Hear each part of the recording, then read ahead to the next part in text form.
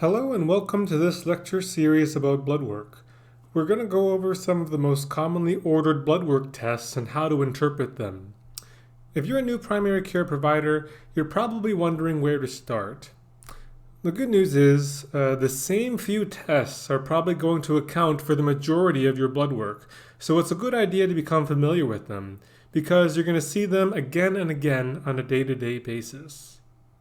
So, what are those commonly ordered tests that we were just talking about? Well, they're going to include things like lipid panel, which is going to look at fats and cholesterol and help you assess the patient's risk of cardiovascular disease. Hemoglobin A1C, which is a measure of the average blood sugar of the last 3 months. And that's going to look for diabetes. CBC with diff, a complete blood count with differential. That's going to look at red blood cells, white blood cells, and platelets. And that's going to let you know if the patient has anything going wrong with their blood cells. So things like anemia, infection, leukemia, and clotting issues. Comprehensive metabolic profile, CMP. That's going to look at electrolytes, liver function, and kidney function. Thyroid panel, which is going to look at TSH, T4, and T3. That's going to allow you to assess for the patient's thyroid function, looking for hypothyroidism or hyperthyroidism. And iron panel, which is going to look at iron, total iron binding capacity, and percent saturation. That's a good way to tell if your patient has iron deficiency anemia. And one of the common causes of that is occult bleeding. So could be through the GI tract via like an early stage colon cancer or a young female who has heavy periods. Those are the two patient populations that you most commonly see low iron. So I'm going to start from the very basics and assume that you've never seen a blood test drawn before or ordered before. So if we're going to start from the ground up, we need to know how to order a blood work test. So some blood work ordering forms, the paper ones, like this one here, or the lab ordering section of an EMR, will provide a list of the most commonly ordered tests, but some won't. So for example, this one here, it has this huge section with a lot of the commonly ordered tests, but if you're looking at an EMR, for example, it may not have these commonly ordered ones conveniently listed in one location. So if that's the case, it might be helpful to keep a handy cheat sheet of the ones you commonly order. So, keep a paper one like this handy. And one of the nice things is that if you look in depth at this section here, in this panel section, it has a lot of the ones that we were just talking about earlier. So things like comprehensive metabolic panel, lipid panel, CBC with diff, etc. So yeah, hanging on to these, one of these is pretty nice. So if you want to order it via paper form, what are you going to do? So first, it's as simple as checking the boxes of the tests you want to order. So let's say you want to do like a lipid panel and a CBC with diff. You would check there and there. If the test is not one of the listed ones, maybe it's a more uncommon test, then you'll need to go to the website of your lab and look up what tests you want to order. So type it into the search field, and then you're going to write the name of the test and the numerical code in the appropriate field. So you'll notice that each one of these labs has an associated numerical code. So down here in the additional test section, you write the name of the test and the numerical code. And that's all there is to that. Also, this is important. You want to put down diagnosis codes down over here whenever you order labs. Why? Because insurances won't cover the labs unless you tell them there's a medically plausible reason for ordering them. For example, if you wanted a lipid profile, you could put down a diagnosis like hyperlipidemia or just routine screening. If you want a CBC, you can put down something like fatigue It doesn't have to be exact. Just give the insurance something to work with so they can cover the cost of the lab. So you just look up the ICD-10 codes for whatever diagnosis and just write it down there.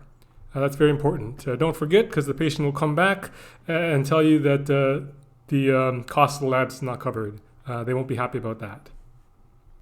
So there's different ways that you can actually collect the blood sample itself. One way is an off-site collection where you send the patient off to a lab elsewhere to actually get their blood drawn. So if you're going to do that, it's as simple as giving the patient the completed lab order form and then just send that to the lab collection site.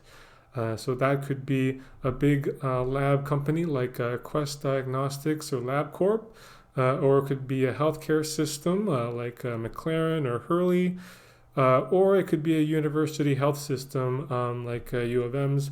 It's all going to depend on where you work. Or if you have a medical assistant or a phlebotomist in your clinic that can draw blood, then the procedure is a little bit different. So your medical assistant will draw the patient's blood into a sample tube, and then you place the completed paper ordering form here and the sample tube into a plastic bag, typically provided by the lab, and I can show you what that looks like. So it'll typically look something like this, and the lab usually gives you a large stack of these, so you can order lots of different labs without running out. And then you put the completed lab ordering form and the vial with the blood in it into the bag, and then typically the lab will come once a day, usually at the end of the day, to pick up all the labs that you've gotten during the day. Now, if you work in a setting like an urgent care, where you don't order tests frequently, and it might be a couple days between ordering tests, then you might need to call the lab to come pick up the test. But if you work in a busy clinic that orders a lot of blood work, they might come automatically. Now, typically, the lab's going to come pick up just once at the end of the day. That way, if you have, if you order multiple labs in a single day, they can just pick them up all at once. So that means there could be a lag time between the time you draw the sample is drawn and when they actually pick it up.